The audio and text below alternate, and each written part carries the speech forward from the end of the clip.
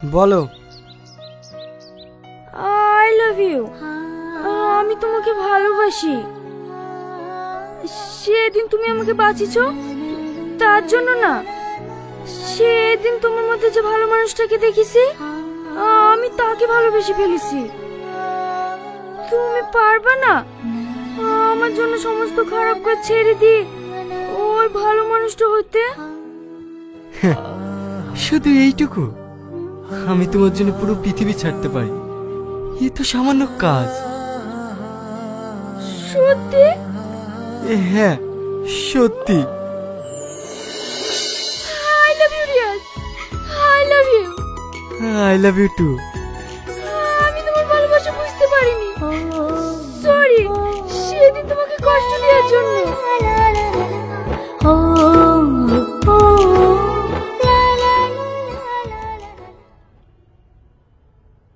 কি ব্যাপার রিয়াজ, আজ হঠাৎ এই সময়? হ্যাঁ বস।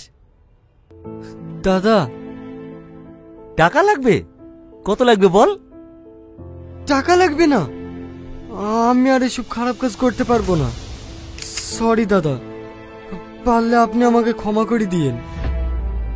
কোনো সমস্যা হয়েছে নাকি? রাজু, তুই কি রিয়াজকে কিছু বলেছিস? না না দাদা, রাজু কিছু বলেনি।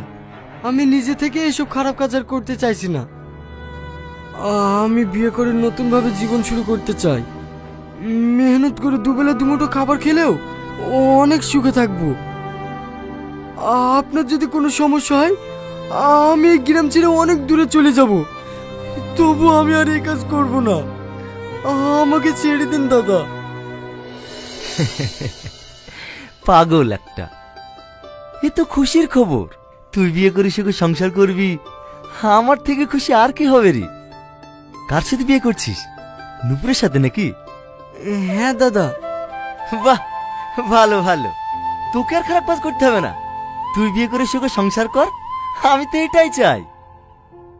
তুই যে শুধু আমার ডানার তাতন না, তুই হলি আমার ছোট ভাইয়ের মতো। তোর খুশিতেই আমি খুশি। আর শোন, তোর কাছে কিন্তু আমার একটা আবদার আছে। কি দাদা? কোনো সময় যদি টাকা পয়সার প্রয়োজন হয় তাহলে লজ্জা করবি না।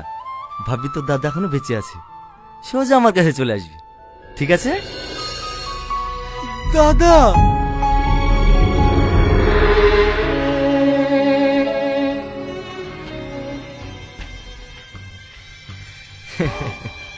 পাগল একটা। আসছি দাদা। আচ্ছা ঠিক আছে, ভালোভাবে যাস।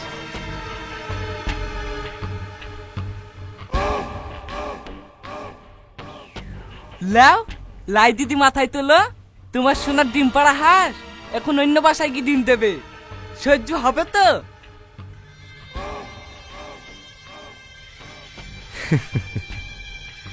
কোথাও যাবে না।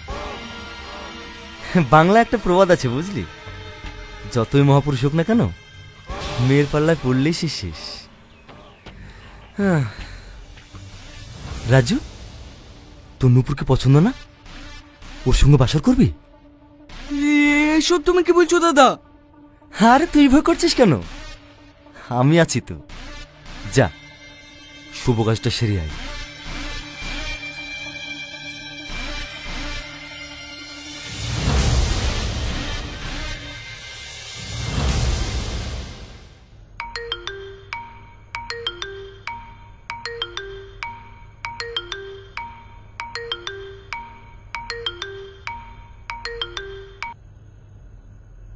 হ্যাঁ দাদা বলেন।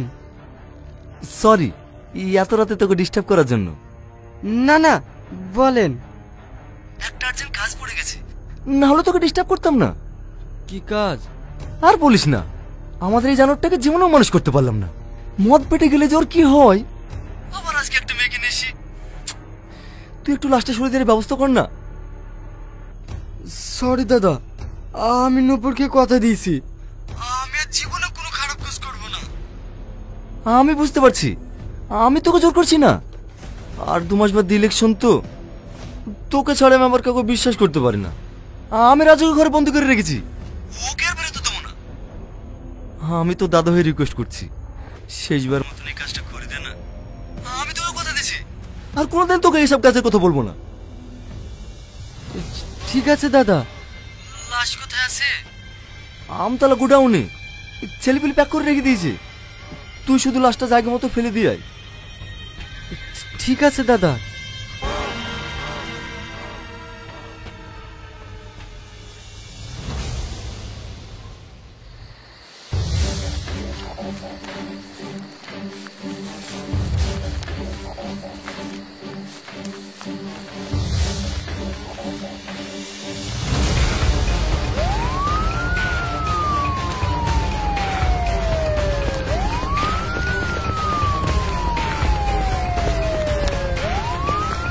চালাকি করার চেষ্টা করবি না, পুলিশ চারিদিক থেকে ঘিরে ফেলেছে। নড়লেই গুলি করে দেবো। লাশ নিচে রেখে হাত উপরে তোল।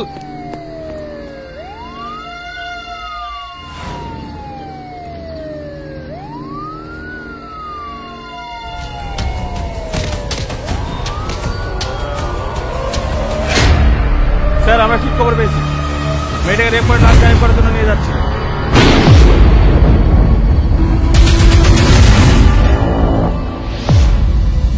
নূপুর, নূপুর, নূপুর, নূপুর।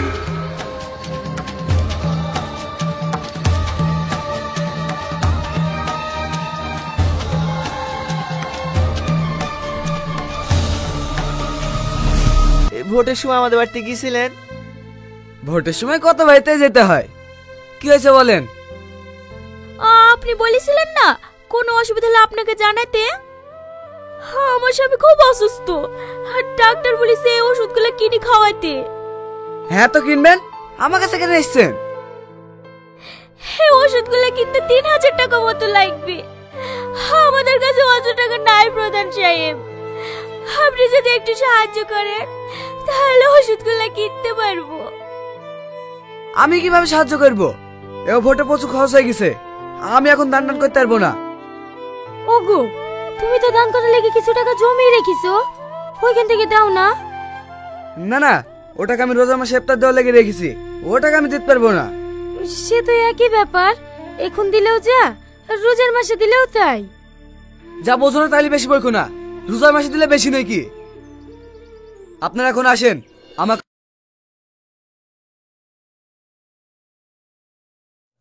আসসালামু আলাইকুম।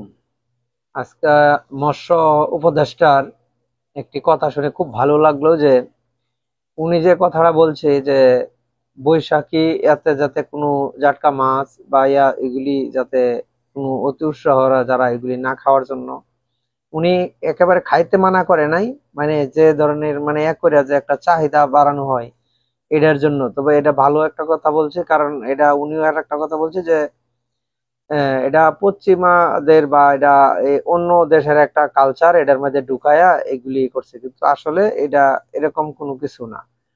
ঠিক আছে, আর খাইতে কোনোটাই মানা করে নাই, খাইতে কিন্তু অতি উৎসাহে এগুলি যাতে কেউ অতিরিক্ত ভাবে কোনো অপচয় না করে, বেশি উৎসাহ মানে উৎসাহ হইয়া। তো এটা আসলে ভালো একটা পদক্ষেপ। তো আমাদের বর্তমান যাই হোক, তবে ডক্টর ইউনূস স্যারের যে এই অন্তর্বর্তী সরকারের মাঝে যে কতজন আছে উপদেষ্টা, ওনাদের মাঝে এই মৎস্য উপদেষ্টাও খুব ভালো কয়েকটা পদক্ষেপ নিছে। আর উনার এই কয়েকটা পদক্ষেপের কারণে মোটামুটি উনি ভালোই মানে একটা উনার যে সফলতা যে পাওয়া গেছে এটার আর কয়েকটা জায়গার মধ্যে আমাদের আছে। যাই হোক, তবে এটা খুব ভালো একটা উদ্যোগ বলতে হবে।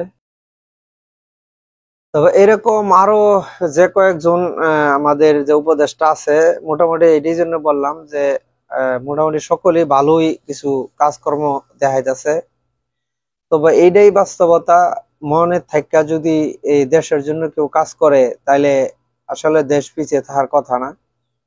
কারণ আমাদের এই শুধু এই নিজের পকেট পূজারি বা নিজের স্বার্থ দেখার জন্যই যাই সমস্ত নেতা কর্মীরা আগে পরে যারা রাজনীতি করছে, তাদের এই নিজের এই সৎ বা একটা এই ভালো মন মানসিকতা নিয়ে যে দেশের জন্য কাজ করে এরকম মন মানসিকতা না থাকার কারণেই আমাদের দেশ এই হয়েছে না। আমাদের দেশ অনেকটাই আগে থাকতো, মানে এটা বলার মতন নাই। তো যাই হোক, তবে উপদেষ্টারা যে ভালো কাজ করছে এটা আমাদের স্বীকার করতে হবে, বলতে হবে। কারণ যদি নাই করব, আমাদের ডক্টর ইউনূস স্যার এই যে অন্য রমজানে যে সমস্ত মানুষের ভোগান্তি ছিল বা গাড়িতে বাড়িতে আপনি দেখেন কোনো জায়গার মধ্যে নাই, হাতে কোনো দু একটা হয়তো যাও না কোথায় হয়েছে, কিন্তু অন্য বছরের চাইতে যে এবারের ঈদ মানুষের যে ভালো কাটছে এটা আমাদের সকলে স্বীকার করতে হবে যদি আপনি বাংলাদেশের নাগরিক হন। কারণ